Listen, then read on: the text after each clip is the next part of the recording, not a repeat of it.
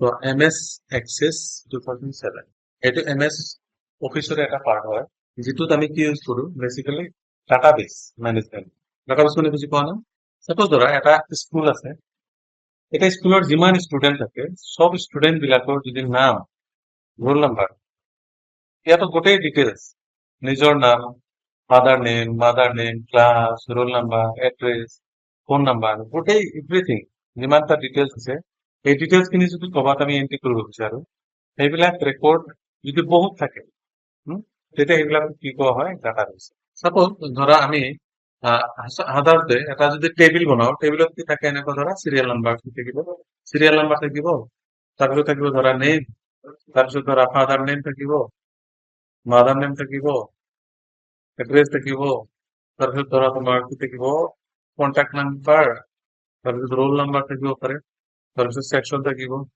Pin code number থাকিব পাৰে এইবিলাক এটা এটা কোৱা হয় ফিল্ড অৰ্থাৎ serial number name first name mother name address গোটেইবিলাকক কি কোৱা হয় এটা এটা ফিল্ড কোনোবা এজন ষ্টুডেন্টৰ নাম দিব লাগিব নামত তাৰ ফাদাৰ নেম দিব লাগিব তাৰ মাদাৰ নেম দিব লাগিব তাৰ এড্ৰেস দিব লাগিব contact number roll number section pin number তাৰ মানে সেই পাৰ্টিকুলাৰ ষ্টুডেন্টটোৰ গোটেই ইনফৰমেশন খিনি আমি ইয়াতে লিখিলো এটা এটা ফিল্ডত এই গোটেইকেইটা ফিল্ড মিলি এটা এটা ফিল্ডত আমি লিখা গ'ল গোটেইকেইটা ফিল্ড মিলি কি হয় এটা ৰেকৰ্ড গোটেইকেইটা কি ফিল্ড এই ৰেকৰ্ডটো কাৰ ৰেকৰ্ড that particular student এই ষ্টুডেন্টৰ আমি এটা ৰেকৰ্ড বুলি কওঁ এনেকুৱা যদি a lot of number of records a lot of number of records থাকে ৰেকৰ্ডছ তেতিয়া আমি এইটো কি কম এইটো কোৱা হ'ব database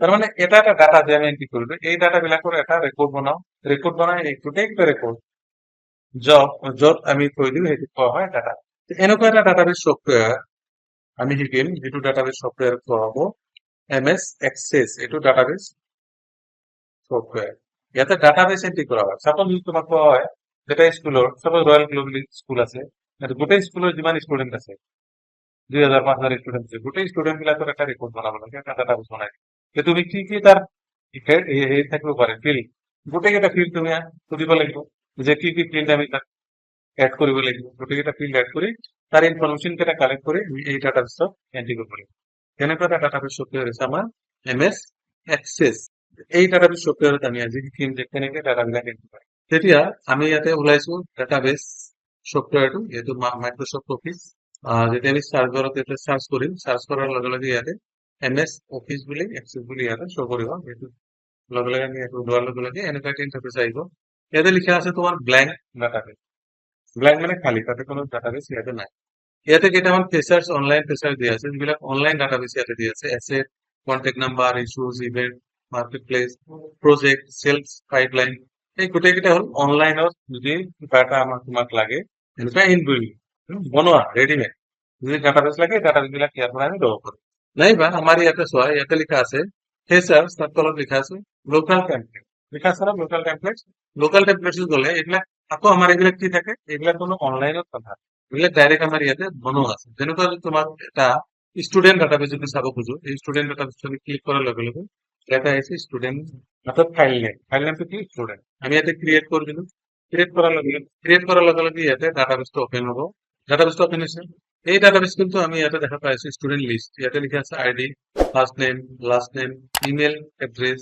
business phone company job title গোটেইকেইটা বস্তু ইয়াতে দিয়া আছে এইবিলাক আমি এটা এটা কৰি ফিল আপ কৰিব লাগিব যেতিয়া আমি ইয়াতে উঠাব যাম ৰেডিমেড আছে কিন্তু আমি একো কৰিব নালাগে জাস্ট আমি খালি ইনফৰমেশন কেইটাতে দিব লাগিব নিউ ষ্টুডেন্ট দিলে আমি ইয়াতে নিউ ষ্টুডেন্ট ডিটেইলছ ইয়াতে দিব পাৰিম ষ্টুডেন্টৰ ফাৰ্ষ্ট নেম লাষ্ট গোটেইকেইটা ইনফৰমেশন আমি ইয়াতে ষ্টুডেন্টৰ দিব পাৰিম তাৰপিছত তোমাৰ ইয়াতে লিখা আছে collect data via email report লাগিলে আমি ইয়াতে যাই ৰিপৰ্টত ওলাব পাৰো ইয়াতে যাই গোটেইকেইটা বস্তু আছে অল ষ্টুডেন্ট আমি যদি বিচাৰো যে আমি এতিয়া ইনবিল্ট আমি নাযাওঁ আমি নিজে বনাম বা নিজে ডাটাবেসটো কেনেকৈ ক্ৰিয়েট কৰে সেইটো আমি চাম সো আমি এইটো ক্লিক কৰি ক্লোজ কৰি দিম এগেইন আমি ইয়াতে যাম যে আকৌ আমি এক্সেসটো ওলোৱাৰ পিছত ইয়াতে লিখা আছে ব্ল্যাঙ্ক ডাটাবেস ইয়াতে ক্লিক কৰাৰ লগে লগে ইয়াতে আহিব ব্ল্যাঙ্ক ডাটাবেস ফাইল নেম অৰ্থাৎ ফাইল নেমটো আমি যিকোনো নামটো চেঞ্জ কৰিব পাৰোঁ ইয়াতে লিখা আছে ডাটাবেস 1 দিও আমি ওপেন কৰিব পাৰি নাইবা তোমাৰ নাম দিয়া বা যিকোনো নামত আমি এইটো ওপেন কৰিব পাৰি এটা ক্ৰিয়েট অপচনত যাই ক্ৰিয়েট কৰি দিম ফাইলটোৰ নাম কি থাকিল ডাটাবেস 1 মনত ৰাখিবা ফাইলৰ নাম ডাটাবেস এতিয়া চোৱা ইয়াতে বাকি যিবিলাক তুমি কৰিছা ওয়াৰ্ড এক্সেল পাওয়াৰপয়েন্ট কৰিছা সিমিলাৰলি ইয়াতে সেম আছে কিন্তু তাৰ তো বহুত কম আছে। ইয়াতে আমাৰ টেব কি আছে? Home, create, external data, data disclose আৰু ডাটা শ্বিট। ঠিক আছে? ইয়াতে ডাটা শ্বিট অপশ্যনত আমি যাই, ইয়াতে লিখা আছে ভিউ। ডাটা শ্বিটত কি লিখা আছে? ভিউ। ভিউ লিখা আছে, তাৰপিছত ইয়াতে লিখা আছে ডাটা শ্বিট ভিউ আৰু ডিজাইন ভিউ। ইয়াতে চোৱা, ইয়াতে লিখিছে এড নিউ ফিল্ড, অৰ্থাৎ তুমি যিটো টেবিল বনাবা, ইয়াত টেবিল লিখাইছে, যিটো টেবিল মই ইয়াতে দেখালো নোটপেডত, সেই টেবিলটো, সেই ধৰণৰ টেবিল যদি আমি বনাব খোজো ইয়াতে, এই যে টেবিলটো, তেতিয়া আমি ক'ত যাব লাগিব? ইয়াতে আমি ডাইৰেক্ট ডাবল ক্লিক কৰিলেও এটা এটা কৰি ফিল্ড আমি এড কৰিব পাৰিম। কিন্তু আমি এনেকে নাযাওঁ, এনেকে অলপ প্ৰব্লেম হয়। সেইকাৰণে আমি এইটো ইয়াতে ক্লিক কৰি আমি যাব লাগিব ডিজাইন ভিউ। কোনটো ভিউত যাম? Design view. ডিজাইন ভিউত ক্লিক কৰা, টেবিলৰ নামটো ইয়াতে তুমি চেঞ্জ কৰি দিব পাৰা। সাপোজ আমি যদি দিওঁ ইয়াতে ষ্টুডেন্ট, ষ্টুডেন্ট টেবিল বুলি দিলো, দিয়ে ওকে প্ৰেছ কৰা, ইয়াতে কিন্তু টেবিলৰ নাম ষ্টুডেন্ট টেবিল হৈ গ'ল। ইয়াতে টেবিলৰ নামটো চাই ইয়াতে চোৱা, ফিল্ডৰ নাম ইয়াতে আহিছে, ডাটা টাইপ ইয়াতে আহিছে আৰু ডিসক্ৰিপশন আছে। তিনটা আমাৰ ইয়াতে অপশ্যন আহিছে। ইয়াতে ফিল্ডৰ নাম, ফিল্ড মানে কি ফিল্ড? যেনেকৈ ধৰা ইয়াতে আইডি আহিছে, এটা ষ্টুডেন্টৰ আইডি হ'ব পাৰে, ৰেজিষ্ট্ৰেশ্যন নাম্বাৰ হ'ব পাৰে, নাইবা এডমিশ্যন নাম্বাৰ হ'ব পাৰে।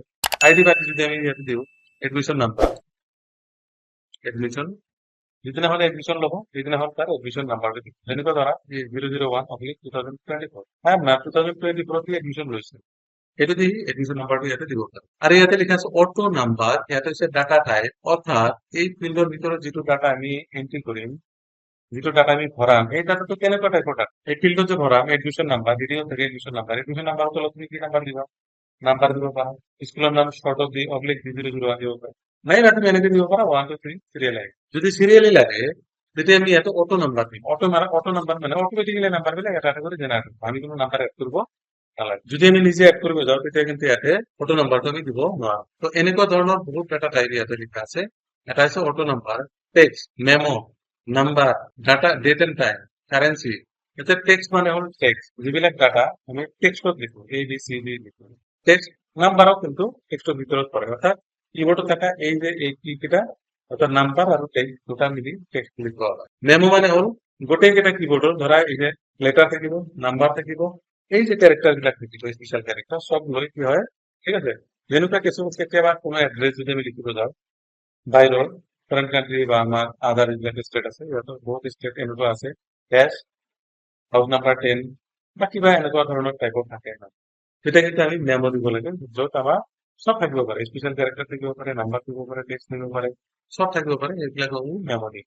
নাম্বাৰ মানেতো নাম্বাৰে গম পাওঁ, 0 to 9 এইকেইটা নাম্বাৰ থাকিব। নাম্বাৰত date and time, date and টাইমত খালি ডেট থাকিব আৰু টাইম থাকিব। যদি কোনো এজন মানুহৰ আমি ডেট অফ বাৰ্থ লিখিব যাওঁ তেতিয়া কিন্তু আমাৰ কম্পিউটাৰ টাইম লাগিব, ডেট অফ বাৰ্থ। তাৰপিছত কারেন্সি, যদি আমি রুপিস বা কোনো একটা অ্যামাউন্ট লিখিব যাওঁ তেতিয়া কিন্তু আমাক কি আহিব? কারেন্সি অপশন আহিব। অ্যামাউন্ট যদি আমি বনাব যাওঁ তেতিয়া কারেন্সি আহিব। অটো নাম্বার কাক কোৱা হয়? অটোমেটিক্যালি নাম্বাৰ, যিটো আমি এইটো নাম্বাৰ বুজাই দিলো অটো নাম্বাৰ, নাম্বাৰবিলাক অটোমেটিক্যালি এটা এটাকে আহি থাকিব। ইয়েছ অৰ নো, ইয়েছ অৰ নো, যদি আমি এজন মানুহৰ কোনো এটা সাৰ্ভে কৰিব দিওঁ, ইয়েছ অৰ নো দিওঁ, তেতিয়া সেনেকুৱা ক্ষেত্ৰত আমি ইয়েছ দিব লাগিব নাইবা নো দিব লাগিব। ও এল অবজেক্ট, কিছুমান অবজেক্ট আছে, অবজেক্টৰ ভিতৰত আমি দিব খুজিলে অবজেক্ট দিব লাগিব। হাইপাৰ লিংক মানে বেলেগ এটা ৱেবছাইটৰ লগত বা বেলেগ এটা পেজৰ লগত লিংক কৰিবৰ কাৰণে হাইপাৰ লিংক। যেনেকুৱা তুমি যদি ইয়াতে হাইপাৰ লিংক কোনটো ফিল্ডত দিম, আমি যেনেকুৱা ধৰা এজন মানুহে লিখিলে ইমেইল আইডি, ইমেইল আইডি লিখোতে আমি ক'ত দিম? হাইপাৰ লিংক দিলে কি হ'ব? সেই ইমেইল আইডিটো অটোমেটিক্যালি মানে কানেক্ট হৈ যাব ইমেইলৰ লগত। তুমি ডাইৰেক্ট তাতে ক্লিক কৰি যায় মানুহজনক ইমেইল পঠিয়াই দিব পাৰা। Hyper link. এটাচমেন্ট, যদি আমি ইয়াতে কোনোজন মানুহ এটাচমেন্ট ফটো দিব খোজো, নাইবা কোনো এটা ডাউনলোডেড ইমেজ দিব খোজো, নাইবা ডাউনলোডেড কোনো এটা ডকুমেন্ট দিব খোজো, তেতিয়া কি দিব লাগিব? তাৰপিছত লুকআপ উইজাৰ্ড, যেনেকুৱা তুমি হেৰিত লুকআপ আমি শিকিছো এক্সেলত, তেনেকুৱা ধৰণৰ লুকআপ ফাংচন ইউজ কৰিবৰ কাৰণে আমি ইয়াতে লুকআপ উইজাৰ্ড দিব লাগে। তাৰপিছত ইয়াতে লিখা আছে তোমাৰ ডিসক্ৰিপশন। ডিসক্ৰিপশন মানে এই যে আমি ফিল্ডটো লিখিছো, এই ফিল্ডৰ ডিসক্ৰিপশনটো কি? অ্যাকচুয়ালি এডমিশন নাম্বাৰটো, কাৰ এডমিশন নাম্বাৰ? কাৰ এডমিশন নাম্বাৰ হ'ব? স্টুডেন্টৰ, স্টুডেন্ট এডমিশন নাম্বাৰ। ঠিক আছে, এন্টাৰ প্ৰেস কৰি আমি নেক্সট টাইম দিম, ইয়াতে দিম নেম, নেম, নেমটো আমি কি দিব পাৰো? তাৰপিছত ইয়াতে আমি ডিসক্ৰিপশন আছে আমি লিখিম কাৰ নাম, স্টুডেন্ট নেম। তাৰপিছত আহিব তোমাৰ স্টুডেন্ট, এনেকৈ দিব পাৰি কিন্তু student first name, student last name, এনেকৈ দিব পাৰো। মই ডাইৰেক্ট নাম দিম। তাৰপিছত আহিব ফাদাৰ নেম। ফাদাৰ নেমত আমি টেক্সট ইউজ কৰিম। স্টুডেন্ট ডিসক্ৰিপশনত আমি স্টুডেন্ট ফাদাৰ নেম দিব পাৰো। ইয়াতে হ'ব মাদাৰ নেম, ইয়াতে টেক্সট ইউজ কৰিম স্টুডেন্ট মাদাৰ নেম, ইয়াতে আমি দিম এড্ৰেস, ইয়াতে আমি টেক্সট বা মেমো দিব পাৰো। ইয়াতে তাৰপিছত আমি দিম ইয়াতে তোমাৰ DOB মানে ডেট অফ বাৰ্থ। ইয়াতে ডেট অফ বাৰ্থত আমি কি দিম ডেট এণ্ড টাইম। কন্টেক্ট নাম্বাৰত আমি কি দিম নাম্বাৰ। ইমেইল আইডি আমি কি দিম কৈছিলো এটা লিংক। তাৰপিছত আহিব তোমাৰ ইয়াতে ফটোত আমি কি দিম অ্যাটাচমেন্ট। ঠিক আছে, তো এইকেইটা ফিল্ড আমি বনালো। কেইটা ফিল্ড আছে date of birth, contact number, email ID আর ফটো। ঠিক আছে, আর গোটেইকেইটা ডিসক্রিপশন সেভ হবে।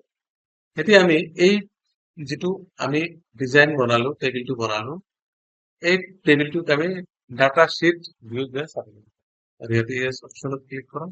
চোৱা গোটেই এইবিলাকে কি কৰে ফিল্ড, গোটেই ফিল্ডবিলাকে ওপৰত গুচি গৈছে আৰু ইয়াতে নামটো আমাক লিখিবলৈ দিছে। এতিয়া আমি যিহেতুকে দিছো নাম্বাৰটো আমি দিছো অটো নাম্বাৰ, গতিকে ইয়াত আমি একো লিখিব নালাগে, জাষ্ট এণ্টাৰ কৰা। ইয়াতো এতিয়া আমি দিলো ৰাহুল, তাৰপিছত ফাদাৰ নেম দিলো, তাৰপিছত আমি দিলো ইয়াতে DOB, আমি ইয়াতে যে DOB ইয়াতে সিলেক্ট কৰিব পাৰি, ইয়াতে সিলেক্ট কৰিব পাৰি, নহলে আমি হাতে লিখিও দিব পাৰি। ইয়াতে যেনিবা 10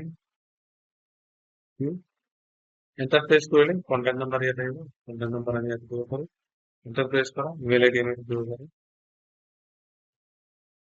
তাৰপিছত এটাচমেন্টত যাই আমি ডাবল ক্লিক কৰিব লাগিব। ইয়াতে ডাবল ক্লিক কৰিলে ইয়াতে আহিব এড অপশ্যন, এডত ক্লিক কৰা। এইটো পাব পিকচাৰ, সাপোজ এইটো পিকচাৰ আহিল, পিকচাৰত আমি ক্লিক কৰি দিলো, এড প্ৰেছ কৰি দিম, পিকচাৰটো ক্লিক। ইমেইলত এই যে ইমেইল আইডি দিছো, যিকোনো ইমেইল আইডি লিখি দিলে হয়, হৈছে। এণ্টাৰ প্ৰেছ কৰি আমি আকৌ তলত নমাই থাকিম। চোৱা এইটো নাম্বাৰ 1 আহি দিছে। আকৌ আমি যাম, ইয়াতে লিখি দিয়াৰ লগে লগে অটোমেটিক্যালি 2 আহি গৈছে। নাম্বাৰ দিম, ইয়াতে আমি যিকোনো আইডি ইয়াতে লিখি দিব পাৰো, gmail.com। আর ইয়াতে ফটো অ্যাটাচ করার পরে ডাবল ক্লিক করবো, অ্যাড করে দিল, আর ইয়াতে আমার ফটো অ্যাড করে দিল। ফটো অ্যাড করে দিল। এতিয়া আমি এনেকুৱা হাজাৰ হাজাৰ মানুহৰ নাম ইয়াতে এন্ট্ৰি কৰিব পাৰো। এইটো কোৱা হয় ডাটা বেজ মেনেজমেন্ট। আৰু ইয়াতে গোটেই ডাটাখিনি আমি এন্ট্ৰি কৰাৰ পিছত আমি এইবিলাকো আৰু আছে ইয়াতে ভাগে ভাগে চাব পাৰি। এতিয়া যদি আমি হঠাতে যদি ইয়াতে চাব যাওঁ, ইয়াতে চোৱা সার্চ বার আছে, সার্চ বারে যে ক্লিক করলে আমি যদি রাহুল, অটোমেটিকলি রাহুল সিলেক্ট হয়ে গেছে। এটা রাহুল যদি 10 নম্বর পজিশনত বা 100 নম্বর পজিশনত দিলে হয়, তথাপি রাহুল আমার এনেকে অটোমেটিকলি সিলেক্ট হয়ে যাবে। আমি রাহুলটাকে উল্লাও করি, হ্যাঁ। আর রাহুলের টাকাখিনি আমি চাব পারি যে রাহুলের নাম কি, ফাদার নেম কি, তার মাদার নেম কি, এড্রেস কোড আছে, তার ডেট অফ বার্থ কিমান, তার কন্ট্যাক্ট নাম্বার কিমান, ইমেইল আইডি কিমান, তার ক্লাসটা আমি রোল নম্বর সব একটু লিখা নাই। আৰু যদি যিমান ফিল্ড আমি দিম গোটেইকেইটা ফিল্ড আমি ৰেকৰ্ডখিনি পাৰ্টিকুলাৰলি আমি চাব পাৰিম। ঠিক আছে, এই যে আমি লিখিছো এই টেবিলটোত আৰু এটা ফৰ্মত আমি চাব পাৰিম। সেইটো হৈছে ক্ৰিয়েট অপশ্যনত যায়, ইয়াতে লিখা আছে ফৰ্ম, ইয়াতে লিখা আছে ফৰ্ম। ফৰ্ম অপশনত আমি চাব পাৰি। এটা ফৰ্মত চালে চোৱা এই পাৰ্টিকুলাৰ স্টুডেন্ট কোন ৰাহুলৰ গোটেই ইনফৰমেশন খিনি আমি ইয়াতে দেখা পাইছো তাৰ বিষয়ে ক'ব। ঠিক আছে, এটা যদি আমি ইয়াতে ৰাহুলৰ পিছত কি আছিলে এইটো যদি আমি সাৰ্চ কৰিব যাওঁ, এইটো চোৱা ৰোশন আহি গৈছে, ৰোহিত। আৰু যদি আকৌ যদি আমি ৰাহুল দি সাৰ্চ কৰো ইয়াতে ৰাহুল আহি গৈছে। তাৰপিছত আমি এইবিলাক যে আছে ইয়াত অপশ্যন, এটা এটাকৈ আমি চাব পাৰো। 2 নম্বৰ অপশ্যন আহি যায়, যিহেতু দুটাই আছে আৰু কোন ওলাব। আকৌ যদি আমি বেক কৰি এইটোত যাব খোজো, 1 নম্বৰ আহিব। তেনেকে এটা এটা আমি ৰেকৰ্ড আমি এনেকে চেক কৰি যাব পাৰো ফৰ্মৰ জৰিয়তে। ক'ত যায় আমি ক্ৰিয়েটত যাব লাগিব, ক্ৰিয়েট অপশ্যনত যায়, ক্ৰিয়েট অপশ্যনত যে ইয়াতে লিখিছে ফৰ্ম